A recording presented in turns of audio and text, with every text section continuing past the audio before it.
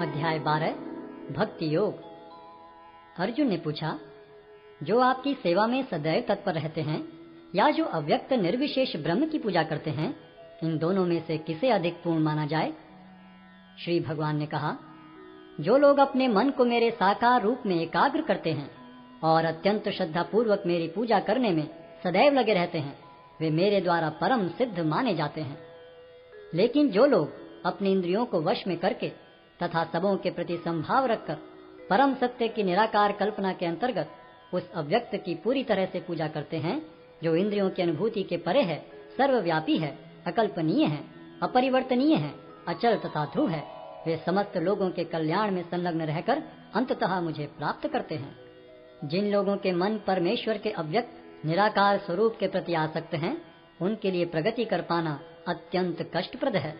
देहधारियों के लिए उस क्षेत्र में प्रगति कर पाना सदैव दुष्कर होता है। जो अपने सारे कार्यों को मुझ में अर्पित करके तथा अविचलित भाव से मेरी भक्ति करते हुए मेरी पूजा करते हैं और अपने चित्तों को मुझ पर स्थित करके निरंतर मेरा ध्यान करते हैं, उनके लिए हे पार्थ, मैं जन्म मृत्यु के सागर से शीघ्र उद्धार करने वाला हूँ। मुझ भगवान में अपने चित्त को स्थिर करो और अपनी सारी बुद्धि मुझ में लगाओ। इस प्रकार तुम निस्संदेह मुझ में सदैव वास करोगे। हे अर्जुन, हे धनंजय, यदि तुम अपने चित्त को विचल भाव से मुझ पर स्थिर नहीं कर सकते तो तुम भक्ति योग के विधि विधानों का पालन करो। इस प्रकार तुम मुझे प्राप्त करने की चाह उत्पन्न करो। यदि तुम भक्ति योग के विधि विधानों का भी अभ्यास नहीं कर सकते तो मेरे लिए कर्म करने का प्रयत्न करो, क्योंकि मेरे लिए कर्म करने से तुम पूर्ण अवस्था को प्राप्त होगे। किंतु यदि तुम मेरे इस भावनामृत में कर्म करने में असमर्थ हो तो तुम अपने कर्म के समस्त फलों को त्याग कर कर्म करने का तथा आत्म स्थित होने का प्रयत्न करो। यदि तुम यह अभ्यास नहीं कर सकते तो ज्ञान के अनुशीलन में लग जाओ। लेकिन ज्ञान से श्रेष्ठ ध्यान है और ध्यान से भी श्रेष्ठ है कर्म फलों का परित्याग, क्योंकि ऐसे त्याग से मनुष्य को मन शांति प्राप्त हो सकती है। जो किसी से द्वेष नहीं करता लेकिन सभी जीवों का दयालु मित्र है, जो अपने को स्वामी नहीं मानता और मिथ्या अहंकार से मुक्त है, जो सुख दुख में संभाव रहता है, सहिष्णु है, सदैव आत्मतुष्ट रहता है, आत्म संयमी है, तथा जो निश्चय के साथ मुझ में मन तथा बुद्धि को स्थिर करके भक्ति में लगा रहता है, ऐसा भक्त मुझे अत्यंत प्रिय है।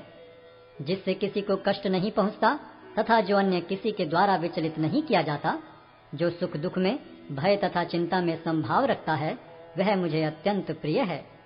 मेरा ऐसा भक्त जो सामान्य कार्यकलापों पर आश्रित नहीं है, जो शुद्ध है, दक्ष है, चिंता रहित है, समस्त कष्टों से रहित है और किसी फल के लिए प्रयत्नशील नहीं रहता, मुझे अतिशय प्रिय है।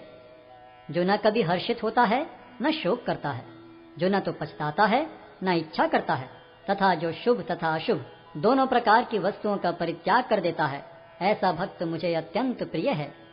जो मित्रों तथा शत्रुओं के लिए समान है, जो मान तथा अपमान, शीत तथा गर्मी, सुख तथा दुख, यश तथा अपयश में संभाव रखता है, जो दूषित संगति से सदैव मुक्त रहता है, जो सदैव मौन और किसी भी वस्तु से संतुष्ट रहता है, जो किसी प्रकार के घर बार की परवाह नहीं करता, जो ज्ञान में दृढ़ है और जो भक्ति में संलग्न है, ऐसा पुरुष मुझे अत्यंत प्रिय है।